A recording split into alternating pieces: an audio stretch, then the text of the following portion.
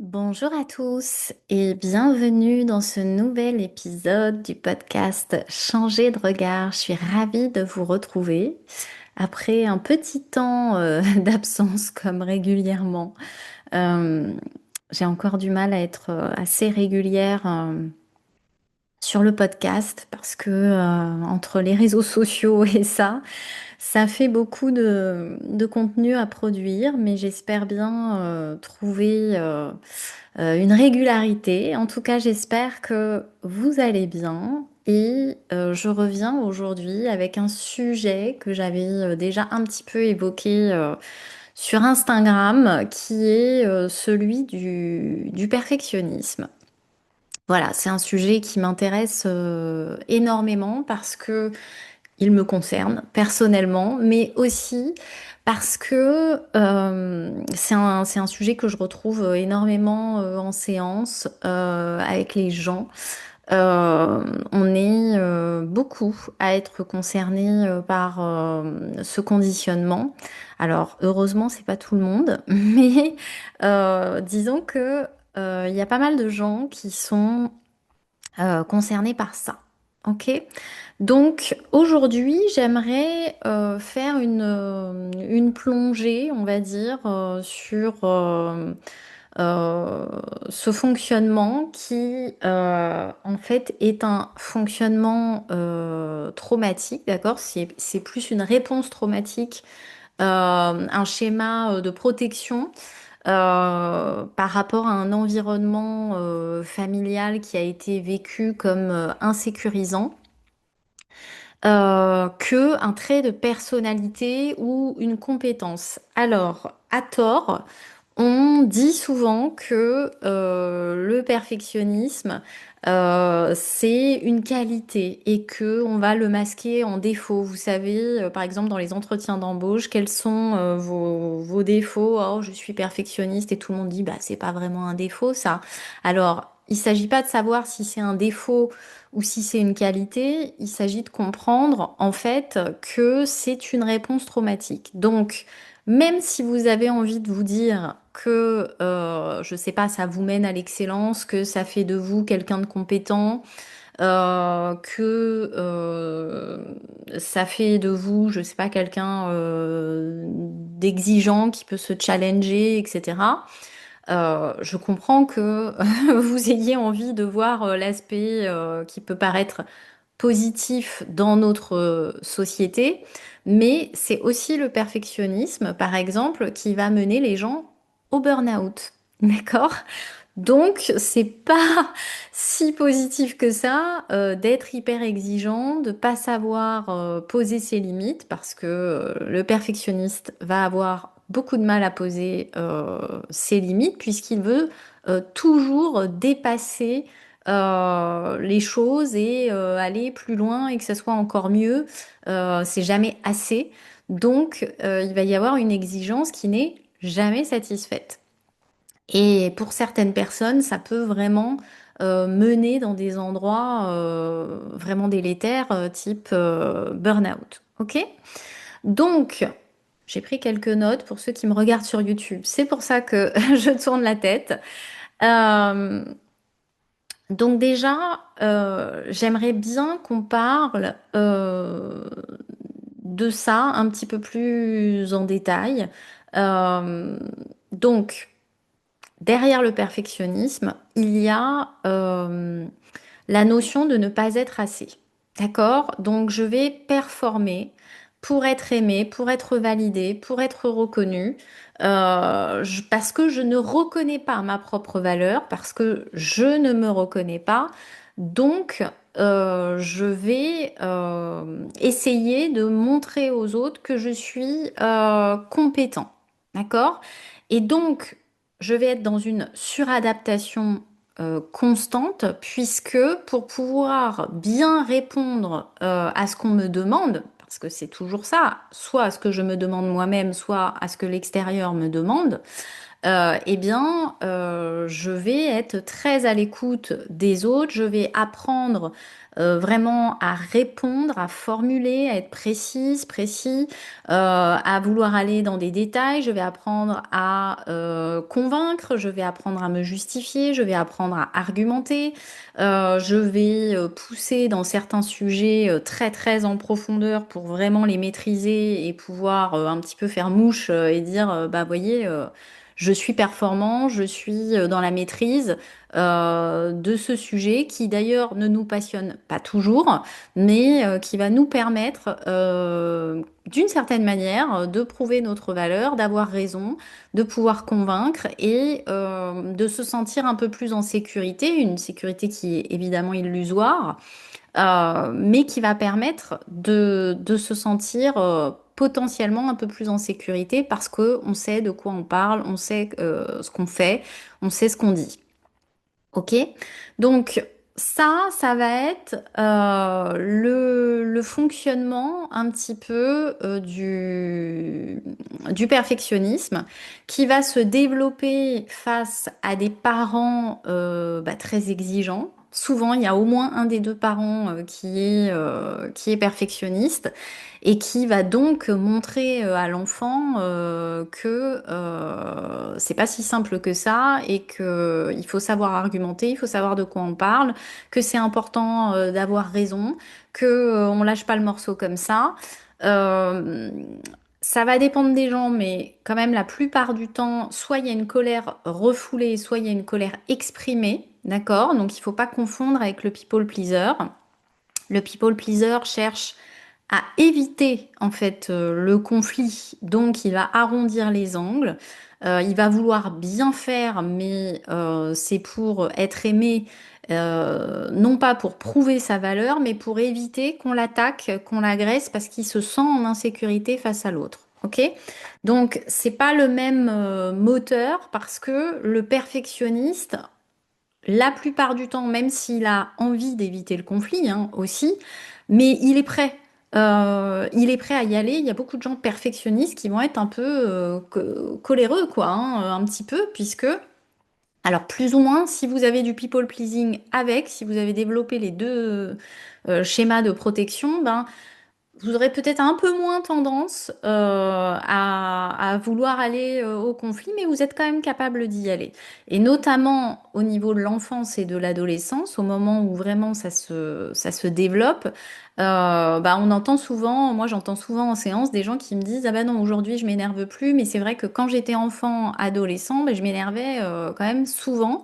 Parce qu'on m'écoutait pas, parce qu'on me comprenait pas, parce que dès que j'étais pas du même avis, c'était un problème, etc.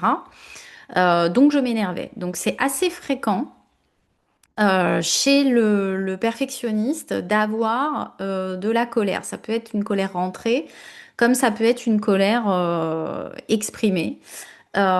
Pourquoi? Parce que le perfectionniste et le perfectionnisme vont être reliés à la blessure en fait d'injustice.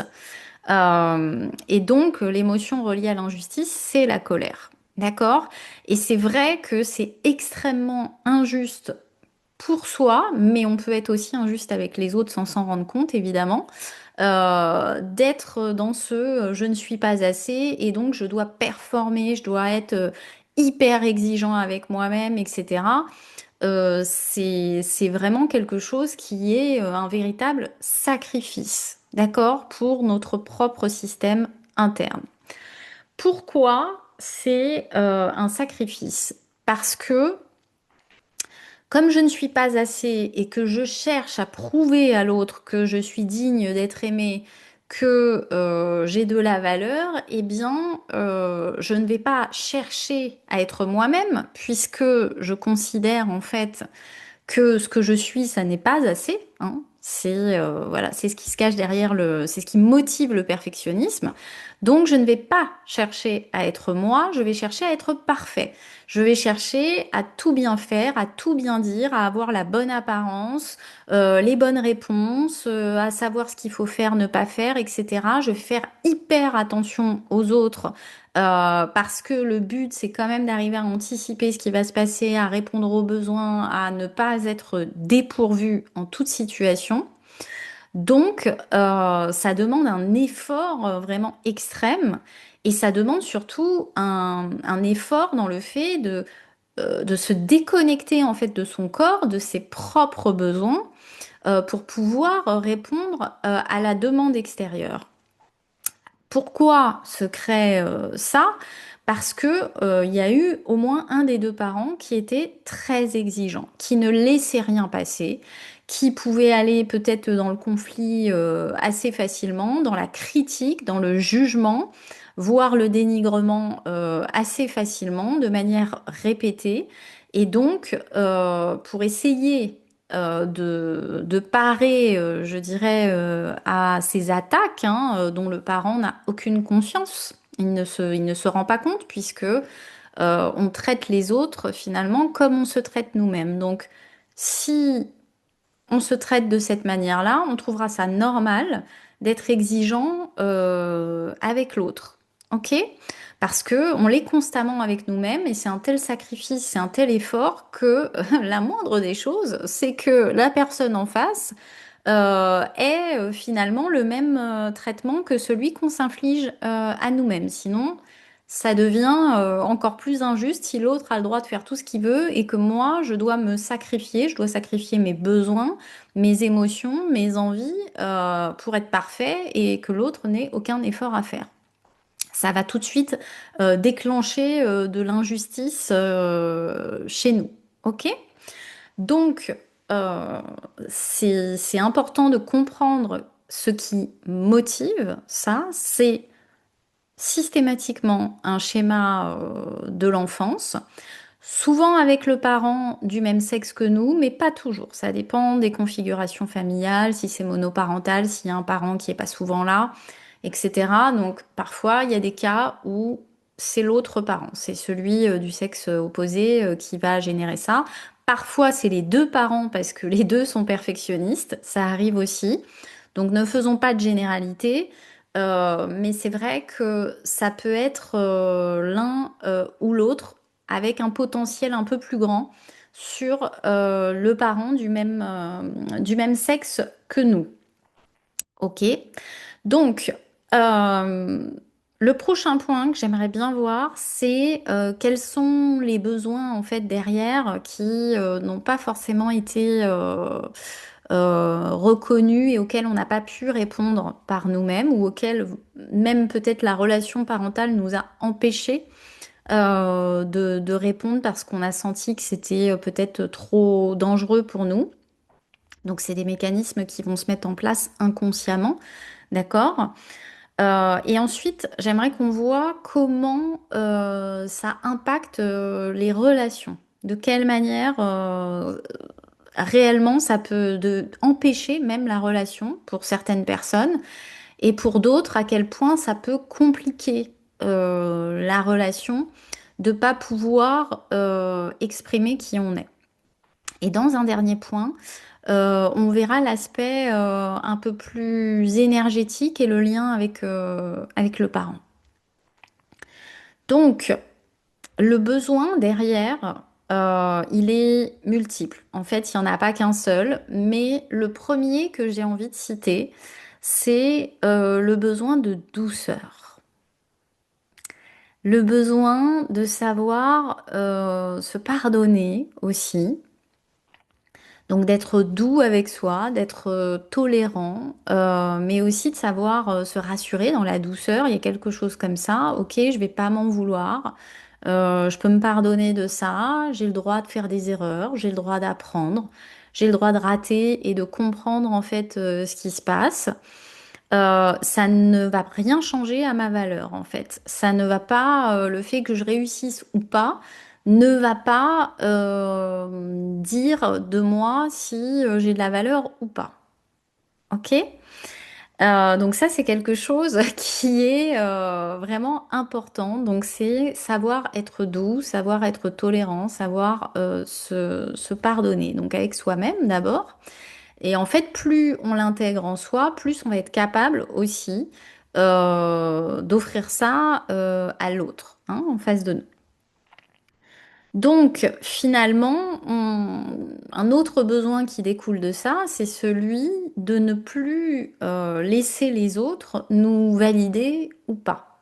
D'accord? Ça n'est pas aux autres de nous dire si on est une bonne personne ou pas, si on fait bien ou pas, etc. C'est pas OK en fait.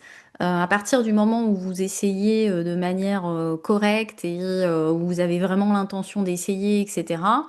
Parfois on y arrive, parfois on n'y arrive pas, et c'est pas aux autres de vous dire si vous êtes compétent ou pas, si vous êtes nul ou pas, parce que vous y arrivez ou pas. D'accord? Donc il y a un besoin de comprendre que ça n'est pas papa, maman qui nous valide, surtout quand on est en fait adulte, qu'on n'est plus enfant. On n'a plus besoin d'aller chercher constamment cette validation extérieure.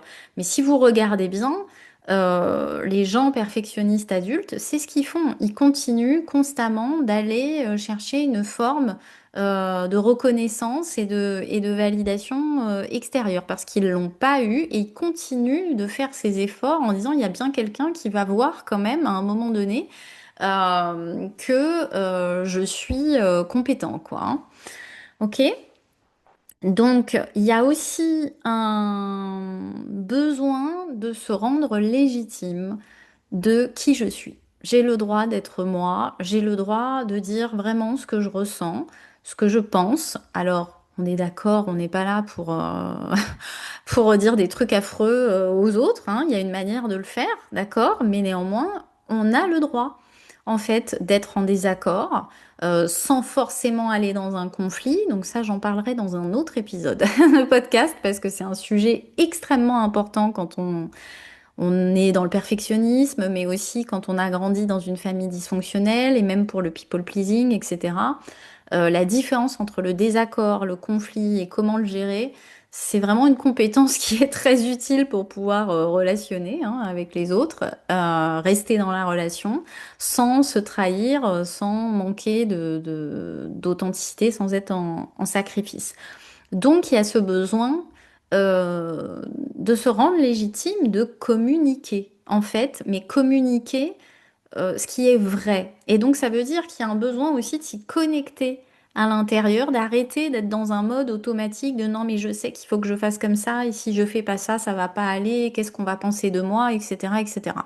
Donc de sortir de ça pour se reconnecter vraiment à ce qui se passe dedans, en prendre conscience, parce que quand on est perfectionniste, en fait, c'est quelque chose d'assez fort. On ne sait pas ce qu'il se passe à l'intérieur. Parce que pour pouvoir incarner ce masque, hein, de la perfection, il faut absolument se déconnecter de ses besoins, de ses émotions. On ne se rend pas légitime de qui on est puisqu'on n'est pas assez. D'accord? Donc, on va être tourné vers l'extérieur constamment. Ça va prendre une importance énorme. Le regard des autres, la réaction des autres.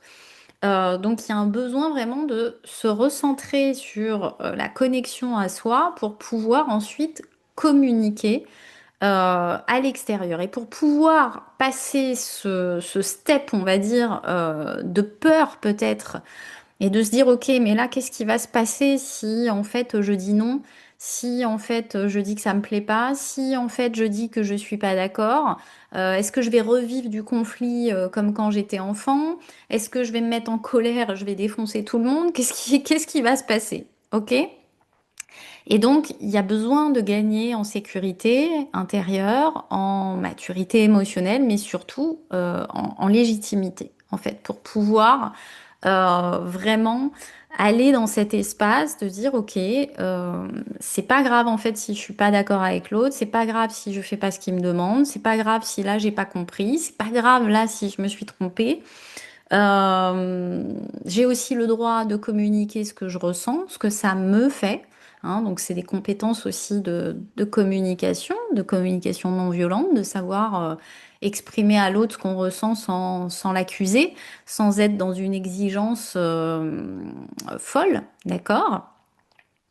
Donc ça, c'est important. Et il y a aussi un dernier besoin dont j'aimerais parler parce qu'on pourrait se dire que c'est pas vraiment un besoin. Mais en réalité, c'est émotionnel. Il y a besoin vraiment de faire circuler la colère et d'apprendre à recalibrer cette colère pour qu'elle devienne une colère saine. Parce qu'on ne peut pas vivre sans colère, c'est dangereux. D'accord? Mais quand on est dans des schémas aussi injustes, aussi exigeants que le perfectionnisme, ou d'autres comme le people pleasing, parce que c'est très exigeant aussi, hein, le people pleasing, eh bien, on va avoir beaucoup de colère refoulée, beaucoup de colère rentrée, et on va pas savoir gérer l'interaction avec l'autre correctement puisqu'on n'est pas nous-mêmes. Donc, on va essayer de prendre sur nous, prendre sur nous, prendre sur nous. On va aller dans le sacrifice, sacrifice, sacrifice. Et souvent, la colère finit par exploser. Et elle n'est pas forcément très saine, elle peut être un peu destructrice parce que on va exprimer en fait des choses à l'autre qui sont pas c'est pas vraiment correct quoi parce que on a fait des efforts alors que l'autre ne nous l'a pas forcément demandé, d'accord? On a pris des décisions, on a omis des choses, on n'a pas communiqué que en fait c'était pas ok pour nous, etc. Et on va vouloir le reprocher à l'autre. Alors, je dis pas que les autres ne dépassent jamais les limites non plus, ok, mais si on apprend à être en désaccord, on n'a pas forcément besoin d'aller jusqu'au conflit, on n'a pas besoin d'accuser l'autre, on n'a pas besoin de lui déverser une colère incroyable dessus, puisque on aura déjà réagi à l'étape d'avant. Donc il y a quand même un besoin d'être autorisé à poser ses limites. Et pour poser des limites, il faut de la colère. C'est la colère qui nous permet de poser les limites. Donc il y a un travail vraiment à ce niveau-là, au niveau de la légitimité des limites, qui est relié en fait à l'émotion de colère, qui a besoin de circuler en fait sainement. D'accord? Et ça, notamment, moi, c'est quelque chose que je fais à travers les reprogrammations du système nerveux, de l'inconscient, de l'enfant intérieur, etc. Et donc, on apprend en fait à ce que ça devienne automatique et que la colère se déclenche en fait de manière saine au juste endroit quand il faut. Ça dure 15 secondes, c'est fini en fait. Et on a défoncé personne. On n'a pas été dans des accusations qui peuvent être destructrices en fait. On a juste posé sa limite. Donc ça, c'est quelque chose qui s'apprend et qui a besoin d'être appris par la personne qui va être bloquée dans un conditionnement de perfectionnisme. Parce que l'enfant, en fait, n'a pas trouvé cette ressource, on ne lui a pas apprise, donc il a développé le perfectionnisme, en fait, au lieu de pouvoir exprimer, en fait, son injustice, sa colère correctement et de dire non, attends, là, tu m'en demandes trop, je suis qu'une enfant, qu'un enfant. Je suis pas censée savoir faire ça, je ne sais pas comment on fait, tu es trop exigeant avec toi-même, papa, maman, et donc tu es très exigeant avec moi. L'enfant n'est pas capable, en fait, de communiquer ces choses-là, donc il va trouver des stratégies de survie, dont le perfectionnisme. Ok? Donc ça veut dire quoi? Ça veut dire que cette compétence n'a pas été apprise de se sentir légitime d'exprimer toutes ses émotions et même la colère, d'avoir des demandes, d'avoir un partage authentique. Il n'y a pas eu d'espace pour ça puisque l'exigence était la critique, le jugement, le dénigrement était de rigueur. Ok?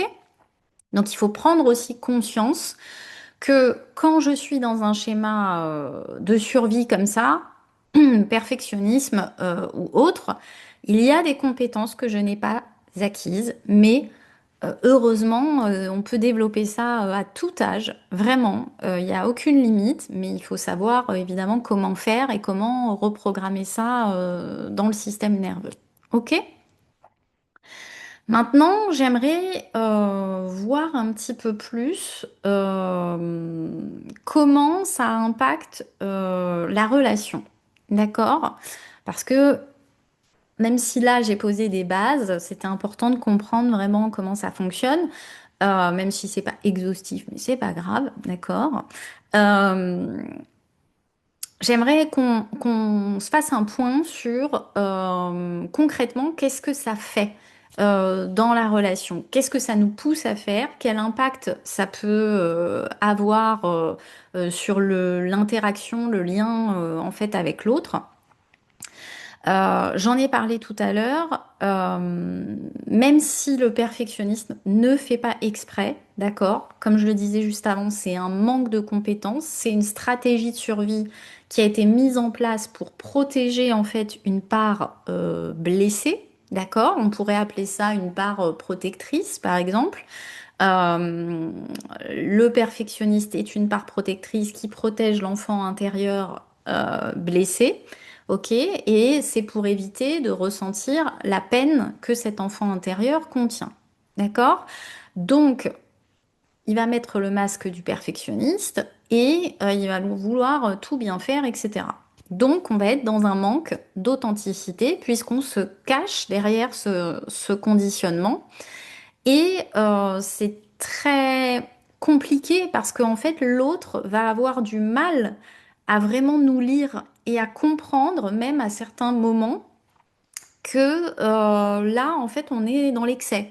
Que là, ce truc-là qu'on disait, oui, oui, il n'y a pas de souci, je vais le faire, en fait, ça nous coûte.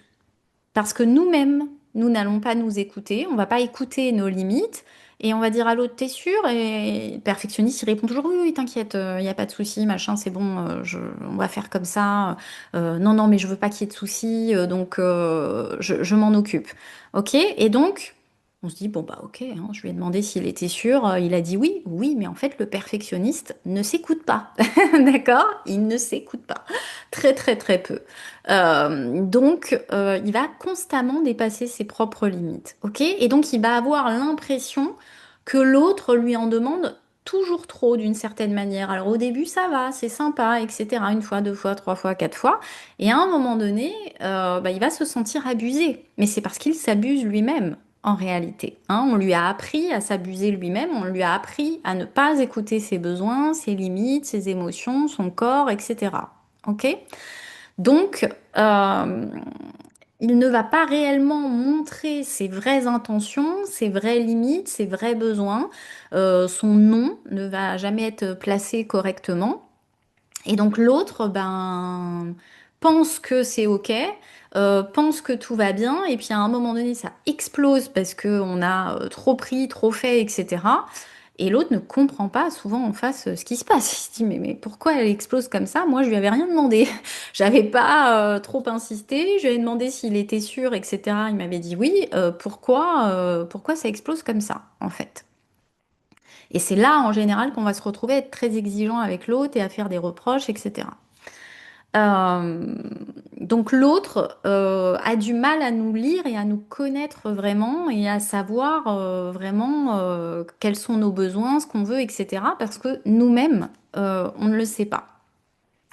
Et ces besoins, donc, on les exprime pas parce qu'on est à l'affût des besoins des autres. Donc on place toujours une priorité en fait sur ce qui se passe chez l'autre, sur l'extérieur et pas sur soi. Et donc ça va aussi empêcher dans la relation de créer, certes, l'authenticité, mais aussi l'intimité émotionnelle. On va avoir du mal à rentrer en intimité parce que on va se sentir vulnérable, mais aussi parce qu'on n'est pas à l'écoute de soi. Donc, comment créer de l'intimité avec quelqu'un si on s'autorise pas, si on a du mal à connecter avec ses émotions, ses ressentis, que on a peur du conflit et donc on maîtrise pas la notion de désaccord et de partage d'opinions et de savoir aussi réceptionner en fait les remarques de l'autre. Ça, c'est un énorme point bloquant chez le perfectionniste, c'est qu'en fait, il fait tellement d'efforts pour pouvoir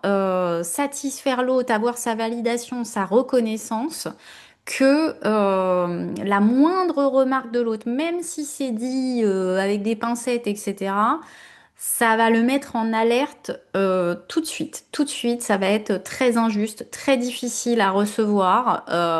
Donc, le perfectionniste, on pourrait le dire comme ça, tolère très mal la critique, le reproche, même si c'est constructif, même si c'est pas méchant. Parce qu'en fait, il en a tellement eu dans son enfance, il se sacrifie tellement pour l'autre que bah, c'est déjà trop, quoi. Le système est déjà en surchauffe, donc je vais avoir du mal à entendre ce que l'autre veut me dire et je vais tout de suite le prendre mal et rentrer dans un conflit. On va pas savoir être dans un désaccord sain et on va tout de suite rentrer dans le conflit ou même peut-être dans la déconnexion, voire même la séparation, bouder, etc. Bon, chacun aura sa stratégie selon les modèles parentaux qu'il a eus. Quoi d'autre? On va donc être très exigeant envers soi, mais du coup aussi envers l'autre, hein, et on s'en rend pas compte puisque on se traite constamment comme ça. On est dans une exigence folle, on ne se laisse pas faire la moindre erreur, il faut qu'on arrive à tout faire, qu'on comprenne tout, qu'on anticipe tout, etc. Donc, on va trouver ça normal quand on commence à bien connaître la personne, que ce soit un ami, un collègue, un amour, peu importe, on va être de plus en plus, de plus en plus, de plus en plus exigeant avec la personne. Plus on va se sentir en sécurité avec, moins on va lui laisser passer des choses, parce que bon, ça va quand même 5 minutes, hein, j'ai envie de dire. Donc on commence aussi à être exigeant avec l'extérieur. Et donc ça coupe vraiment l'intimité parce que ça crée de la... Vous savez, j'ai perdu le mot mince, de la rancœur, voilà.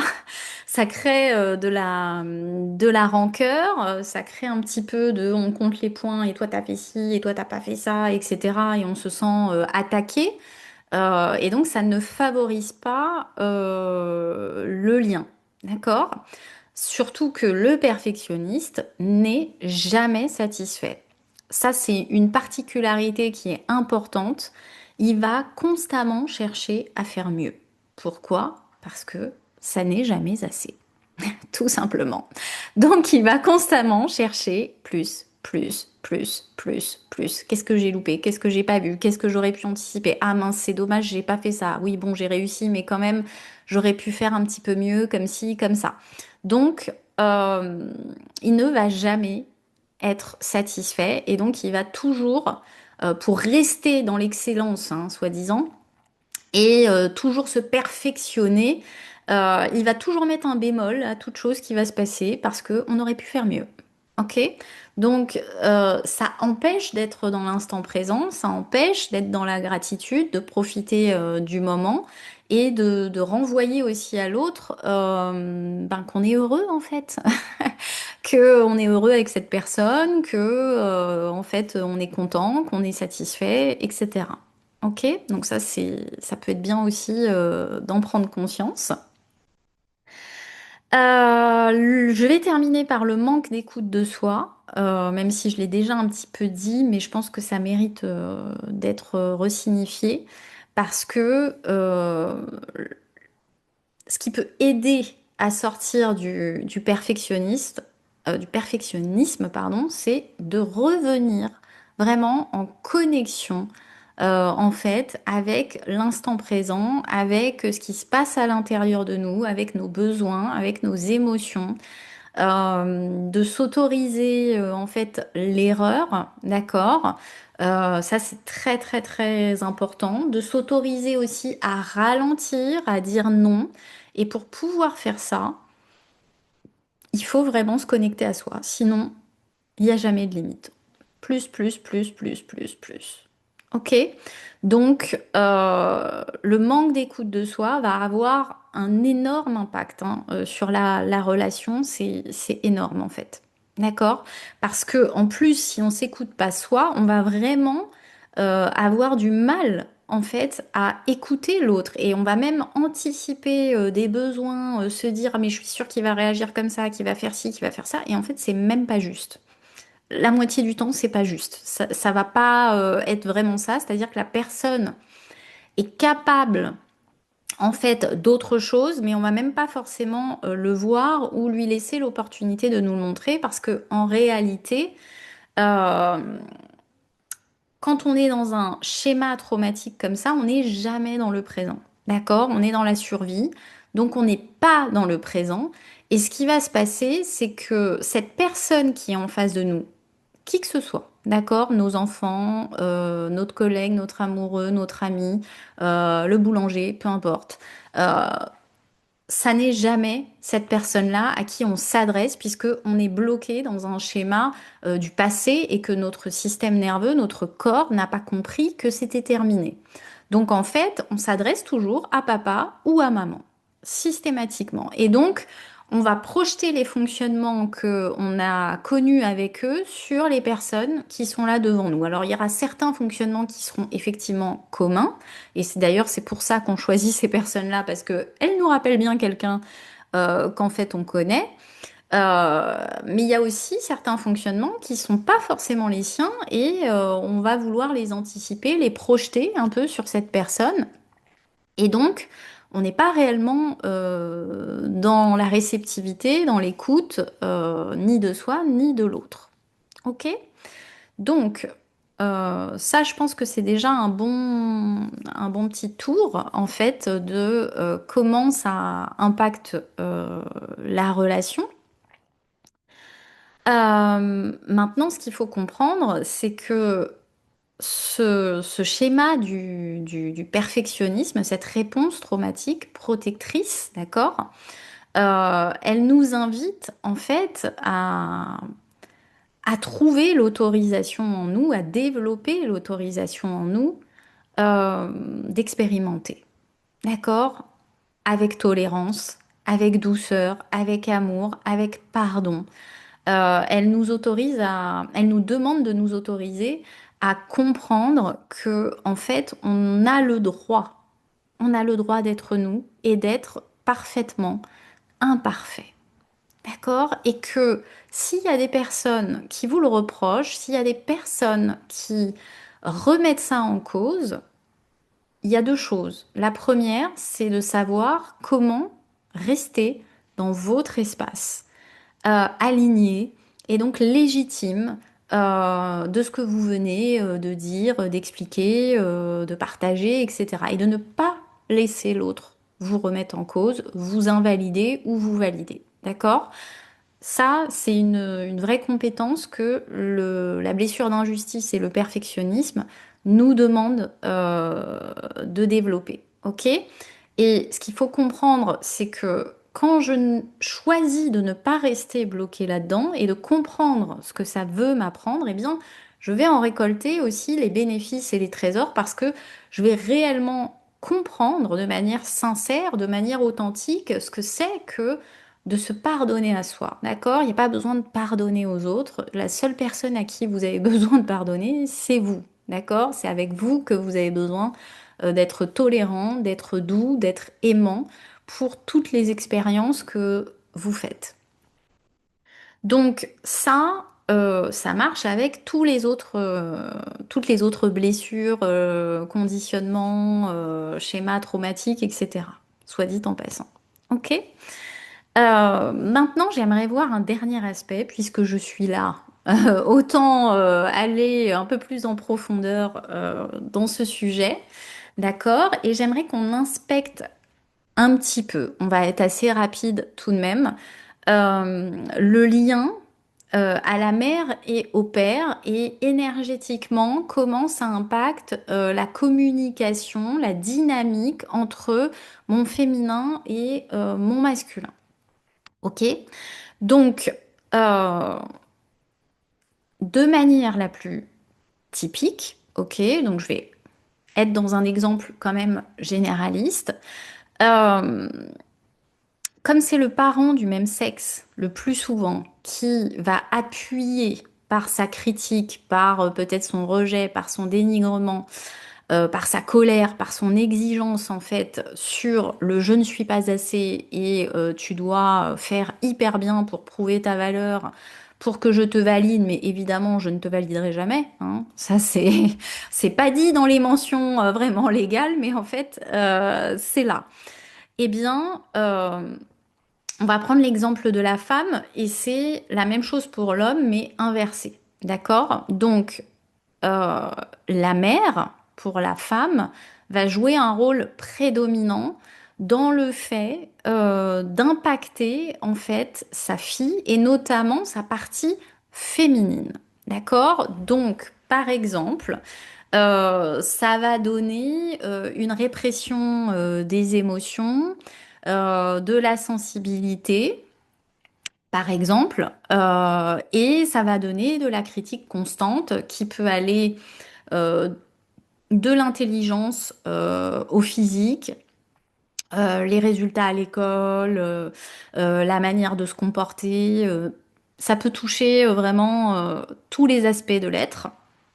D'accord? Et donc, il va y avoir de l'exigence, il va y avoir de la critique, du dénigrement, du rejet, peut-être même de la froideur récurrente. Alors attention, parce que on peut avoir un parent comme ça et qu'il ne soit pas tout le temps froid, ok? Il peut y avoir du on-off aussi.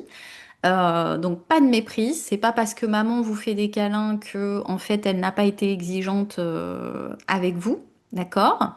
Et donc ce lien à la mère comme ça qui va être hyper lourd, hyper imposant, hyper contrôlant, hyper jugeant, voire rejetant, va impacter très fortement votre énergie féminine. Et donc qu'est-ce qui va se passer à l'intérieur? Eh bien je vais apprendre à aller dans mon masculin. Ça sera forcément un masculin blessé, ça ne peut pas être autrement. Tout simplement parce que le féminin, le masculin, c'est la même énergie, ce sont les deux faces d'une même pièce, ok? Donc, d'un côté, j'ai le féminin, de l'autre côté, j'ai le masculin. Si le féminin souffre, le masculin va souffrir aussi, puisque ce ne sont pas deux énergies indépendantes et séparées, comme on pourrait se le dire, parce que il existe des hommes et il existe des femmes et qu'on peut exister indépendamment l'un de l'autre. Non. En énergétique, ça ne fonctionne pas comme ça. Donc c'est important de le comprendre et ça veut dire aussi que on peut jamais travailler le féminin sans travailler le masculin et vice-versa. Ok? Donc la petite fille va apprendre à mettre en avant son masculin, ok, d'une manière ou d'une autre. Donc il y a différents types de masculins blessés, ils peuvent s'exprimer de différentes manières, mais elle va aller dans cette déconnexion à son féminin qui va être extrêmement blessé, d'accord? Puisqu'il a été complètement écrabouillé par la mère hyper exigeante. Et donc, elle va se déconnecter de ça. Donc, souvent, elle va se déconnecter de son corps, de ses ressentis.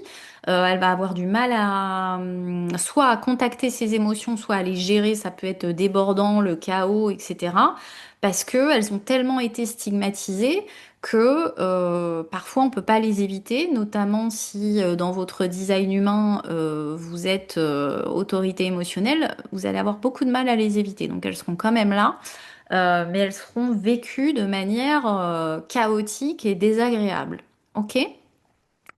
Donc, la jeune fille va apprendre à aller dans une devanture plutôt masculine, d'un masculin qui ne se préoccupe pas du féminin, qui ne va pas être un masculin sain. Le masculin sain va soutenir le féminin et donc il va pas du tout l'ignorer, il va y avoir une communication entre les deux. Et là, comme les deux sont souffrants, forcément, eh bien, le masculin ne tient plus son rôle de masculin sain, et donc il va réprimer, il va ignorer, il va prendre la place d'eux.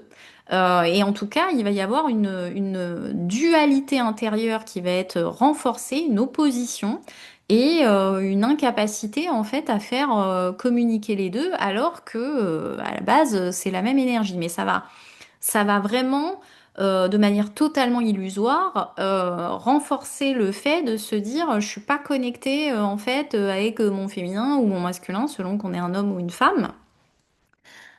Et on va avoir l'impression que c'est un peu inaccessible, que c'est compliqué, et ça va pouvoir se retranscrire dans les relations humaines, hein. Si vous regardez bien, vous allez voir, c'est pas toujours évident, d'accord? Euh, on peut ressentir une incapacité de se dire, je sais pas, je suis pas à l'aise avec les autres femmes ou je suis pas à l'aise pour communiquer de manière intime et émotionnelle dans la relation avec l'homme. Ben oui, parce que tout ça, c'est le féminin, en fait. Donc, le fait de ne pas pouvoir s'y connecter correctement, parce qu'on n'est jamais complètement déconnecté, d'accord, mais le fait de pas pouvoir s'y connecter correctement en souffrance, eh bien, ça va causer des difficultés relationnelles, d'accord? Et donc, le fait que le masculin se mette un peu devant, ne communique pas correctement avec le féminin, prenne un peu sa place et quelque part ne la soutienne pas du tout, ça va amener des conditionnements sur le système nerveux, sur notre manière de nous mettre au monde, de réagir, de nous protéger, etc. Ok? Donc, je vais pas développer tout ça maintenant parce que sinon je suis repartie encore pour une demi-heure. La dynamique, pour ceux à qui ça parle d'avoir cette approche, on va dire, énergétique, féminin, masculin, etc., il faut comprendre quel impact, en fait, ce conditionnement a sur la dynamique féminin-masculin et d'où est-ce que ça part. Pourquoi le féminin va être comme ça, vraiment rétracté et qu'on va avoir du mal à y connecter, hein. Ça permet aussi de se déculpabiliser un petit peu, si possible, d'accord, pour pouvoir commencer à accueillir ces choses-là. Et puis ben, pour l'homme, ça va être plutôt le père la plupart du temps, d'accord? Parfois c'est la mère, ça arrive, ok? Mais ça va être plutôt le père. Si c'est la mère, c'est que c'est une mère quand même très masculine, ok? Mais en général, ce qu'on voit, c'est que c'est plutôt le père. Et donc, ces hommes-là vont se tourner plus vers leur féminin. Donc, ça va être des hommes euh, pas forcément efféminés, mais plus doux, plus passifs, plus voilà, qui vont avoir un peu plus de mal à se positionner, qui vont moins être show-off et qui vont aller dans quelque chose de plus sensible. Alors, ça sera aussi un féminin souffrant qui ne permettra pas la connexion correctement au masculin. C'est le même schéma que pour la femme, mais inversé. Voilà, j'espère que c'était clair, que ça a été aussi intéressant pour vous, instructif, autant au niveau du fonctionnement, de l'impact que ça a, de comment ça se crée. Euh, et des besoins hein, derrière qui ont en fait besoin d'être connectés, besoin d'être entendus pour pouvoir amorcer hein, aussi voilà un changement on va dire hein, et ça se fait évidemment peu à peu. La tolérance et la douceur fait que on accepte voilà, de faire des petits pas tout doucement et que ça va pas disparaître comme ça d'un seul coup. Parce que pendant peut-être des décennies, on s'est fait croire que ça nous protégerait, que ça nous mettrait en sécurité, que ça nous éviterait que l'extérieur voit qu'on n'est pas assez, etc.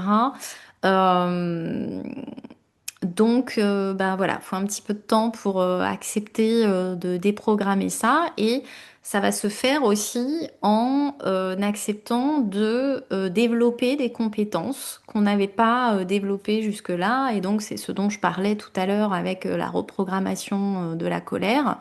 C'est quelque chose qui va beaucoup aider à rassurer le système et donc à lui dire progressivement, bah tiens, vas-y, fais cette expérience-là, autorise-toi à ça Et plus on arrive à faire des expériences qui vont venir valider la programmation, et plus elle va s'ancrer, et plus ça va progresser.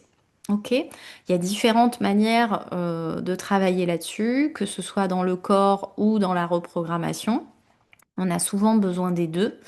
Et c'est un travail, voilà, de patience, mais sachez que c'est possible.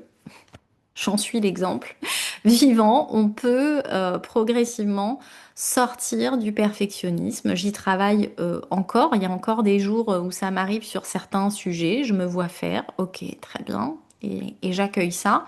Mais c'est vrai que voilà, j'ai pu constater que la reprogrammation fonctionnait bien et que, il y avait vraiment des progrès palpables et concrets au quotidien avec les gens qui m'entourent et donc ça crée beaucoup plus d'apaisement dans les relations. Voilà, je vous remercie de m'avoir écouté si vous êtes resté jusqu'au bout. Merci de votre écoute. Si vous pouvez mettre une petite étoile, un petit like, quelque chose, partager l'épisode, ça serait vraiment super parce que bah, ça soutient voilà, le travail et le temps qui est accordé. Et je vous dis à très bientôt pour un nouvel épisode de podcast.